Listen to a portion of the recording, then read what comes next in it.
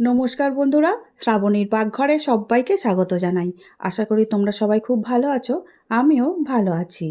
আজকে আমি রেসিপি নিয়ে চলে এসেছি ডিমের ঝোল আলু দিয়ে, একদম সাদামাটা, যেভাবে আমরা বাড়িতে সবাই বানিয়ে থাকি। আর আমি কিভাবে বানাই সেটাই তোমাদের সঙ্গে আজকে শেয়ার করব। না, এই রেসিপিটা আমার নয়, আমার মায়ের। জামা দেবো আমি কি আমার না দেবো মায়ের কি থেকে এইভাবে এনেছো সব ডিমের কিছু ঝোল বলবে বানানো না। শিখেছি। আজকে তোমাদের সঙ্গে আমি সেটাই শেয়ার করছি। হ্যাঁ। প্রথমে কিন্তু আলু আর পেঁয়াজ দুটোই ডুমো ডুমো করে কেটে নিয়েছি। কেটে জল ঝরিয়ে পরিষ্কার করা আছে। কড়াই বেশ খানিকটা সর্ষের তেল দিয়ে প্রথমে আলুগুলোকে সুন্দর করে ভেজে নিতে হবে। আমার এই ধরনের রেসিপি যদি তোমাদের ভালো লেগে থাকে তাহলে সাবস্ক্রাইব করে শ্রাবণীর পাকঘর চ্যানেলটির পাশে থেকে যাওয়ার অনুরোধ রইল। পাশে থাকা বেলটা অবশ্যই প্রেস করে দিও, তাতে যখনই নিত্য নতুন রান্না ছাড়বো সবার আগে তোমাদের কাছেই পৌঁছে যাব। আর ফেসবুক পেজ থেকে দেখছো বন্ধুরা, প্লিজ পেজটিকে ফলো করে দিয়ে আমার পাশে থেকে যেও। এখন আমাদের আলুগুলো লাল লাল করে ভাজা হয়ে গেছে, একটা থালার মধ্যে তুলে নিচ্ছি। আলু ভাজার পরে যে তেলটা বেঁচে আছে এই তেলের মধ্যে কেটে রাখা পেঁয়াজগুলো দিয়ে দিচ্ছি। একটা পেঁয়াজকে আমি 4 টুকরো করেছি, সেইভাবে কেটে নিয়েছি। এবারে পেঁয়াজগুলো এখানেও কিন্তু লাল লাল করে ভেজে নিতে হবে।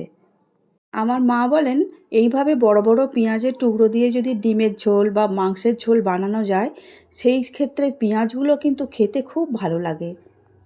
আর সত্যি তাই, আমিও দেখি, নিজেও তো এখন রান্না করতে শিখেছি, রান্না করে যাচ্ছি। তো বড় বড় পেঁয়াজের টুকরোগুলো যখন খাবারের সঙ্গে খাওয়া হয় খুবই ভালো লাগে খেতে। তোমরাও কি আমার মতো এইভাবে বড় বড় পেঁয়াজ দিয়ে রেসিপি করে বানিয়ে খেতে পছন্দ করো বন্ধুরা? কমেন্টে কিন্তু অবশ্যই জানিও। পেঁয়াজগুলো কিন্তু খুব ভালো করে ভাজা হয়ে গেছে। এবারে এগুলোও একটা প্লেটের মধ্যে তুলে নেব। পেঁয়াজ ভাজা আর আলু ভাজা সব একসঙ্গে সরিয়ে রেখে দিলাম। 4টে ডিম আগে থেকে সিদ্ধ করে রেখে দিয়েছিলাম, আর ডিমের গাগুলো একটু চিড়ে নিয়েছি। পেঁয়াজ আলু ভাজার পরে যে তেলটা অবশিষ্ট আছে ওই তেলের মধ্যেই এই 4 পিস ডিম দিয়ে দেব। দিয়ে সুন্দর করে ডিমগুলো লাল লাল করে ভেজে নিতে হবে। ডিমের উপরে দিয়ে দেব হলুদ গুঁড়ো, লঙ্কা গুঁড়ো, আর একটু কাশ্মীরি লঙ্কা গুঁড়ো দিলে কালারটা কিন্তু ডিমের খুব ভালো হয়। সেই জন্য আমিও একটু কাশ্মীরি লঙ্কা গুঁড়ো দিলাম। দিয়ে ডিমগুলোকে খুব ভালো করে একটু ভেজে নিচ্ছি। ডিমগুলো ভাজা হয়ে যাবার পরে এইগুলো আবার একটা বাটির মধ্যে তুলে নেব। তাহলে আলু, পেঁয়াজ, ডিম সব আলাদা আলাদা করে সুন্দর করে ভাজা হয়ে গেছে। এবারে কিন্তু কড়া ফের বসিয়ে দেব, আর কোনো তেলের কাজ নেই। জল দেব অনেকটা ঝোল অনুযায়ী, কারণ আলুগুলো খুব ভালো করে সিদ্ধ হবে। আর যেহেতু আমরা ডিমের ঝোল বানাবো তাহলে জলের পরিমাণটা সবসময় একটু বেশিই রাখতে হবে। এবার এখানে দিয়ে দিলাম লঙ্কা গুঁড়ো, হলুদ গুঁড়ো, পরিমাণ মতো নুন। লঙ্কাটা তোমাদের ঝাল অনুসারেই দেবে। এবারে কিন্তু সমস্ত মশলা ভালো করে মিশিয়ে নেব। মিশিয়ে নেবার পরে 2 থেকে 3 মিনিট কিন্তু শুধুই জলটাকে আমরা ফোটাবো। কারণ ঝোল যদি খুব ভালো করে ফুটে সিদ্ধ হয়ে যায় তরকারিটা কিন্তু খেতে অনেকটাই ভালো হয়ে যায়। এবারে আলু আর পেঁয়াজ তুলে দিলাম।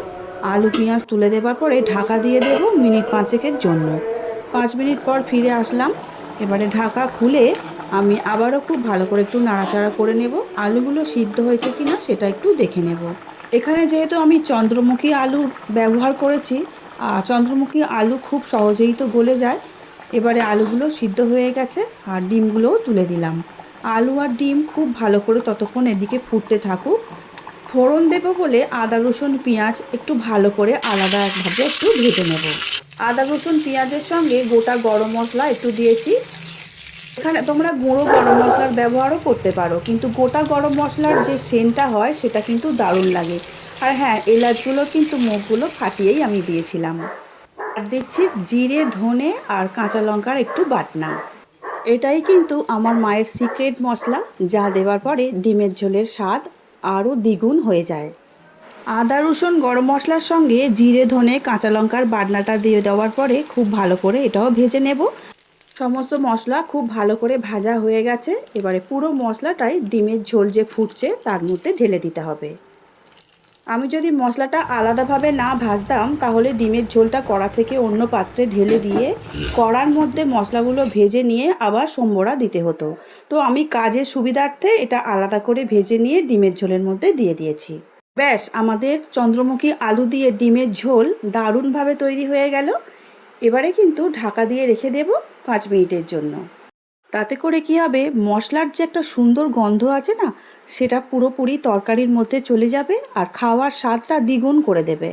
ভাত, রুটি, লুচি কিংবা পরোটার সঙ্গে এইভাবে বানিয়ে নিও ডিমের ঝোল। দারুণ খেতে লাগবে।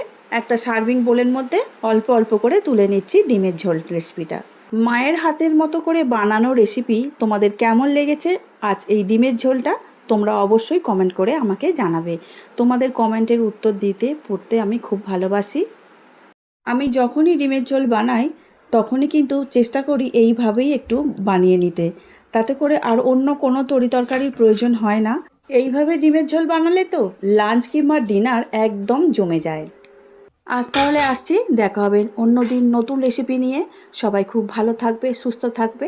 দেখা হবে পরবর্তী ভিডিওয়। আমার ভিডিওটা এতক্ষণ ধৈর্য ধরে দেখার জন্য অসংখ্য অসংখ্য ধন্যবাদ আমার সব বন্ধুদের।